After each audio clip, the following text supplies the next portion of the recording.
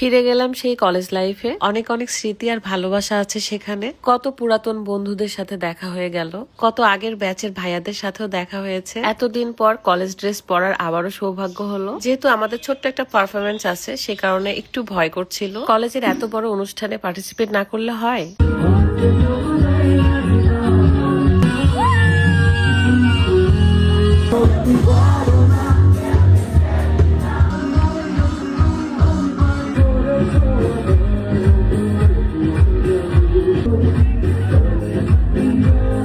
আসসালামু আলাইকুম এভরিওয়ান, কি অবস্থা সবার, কেমন আছেন? পুরাতন সব বন্ধুদের সাথে দেখা হয়ে খুবই ভালো লাগছিল। আমাদের কলেজটা হলো রাজশাহী বরেন্দ্র কলেজ, কিন্তু অনুষ্ঠানটা হয়েছিল রাজশাহী চিড়িয়াখানায়। সকাল থেকে প্রোগ্রামটা শুরু, মানে র্যালি আরো আনুষ্ঠানিক বিষয়গুলো হয়েছে। আমরা এসেছিলাম একদম দুপুরে, কারণ দুপুর থেকেই সাংস্কৃতিক অনুষ্ঠানটা শুরু। আমরা সবাই যে যার মতো হাতে স্টিকার পরে নিয়েছি। খুবই সুন্দর করে সাজানো হয়েছিল চিড়িয়াখানার এক পাশের এই জোনটাতে। প্রোগ্রামের জন্য বেস্ট একটা জায়গা। ছেলেরা সবাই একই রকম টি শার্ট পরেছে যারা এই কলেজে পড়ে। 40 বছর পূর্তি উপলক্ষে এত বড় একটা প্রোগ্রাম আয়োজন করা হয়েছে। এই প্রোগ্রামে আমাদের একটা পারফরমেন্স ছিল, তাই ভাবলাম যে কেন না কলেজ ড্রেস পরে করা যাক। কারণ আমাদের স্কুল লাইফেও যখন অনুষ্ঠান হয়েছে তখন আমরা কলেজ ড্রেস পরেই পার্টিসিপেট করেছিলাম। অনেকের প্রশ্ন, আমরা ড্রেস গুলো কোথায় পেয়েছি? অবশ্যই এই কলেজের স্টুডেন্টরাই আমাদেরকে দিয়েছে। একটু নার্ভাস ছিলাম, তারপরেও একটু খাওয়াই দিচ্ছিল রাত আমাকে। আমরা তো কখনো আসলে স্টেজ পারফরমেন্স করি নাই। তারপরে অনেক আগের ব্যাচের ভাইয়াদের সাথেও দেখা হয়েছে। 90, 95, 2000 কত সালের ভাইয়ারা ছিল এখানে।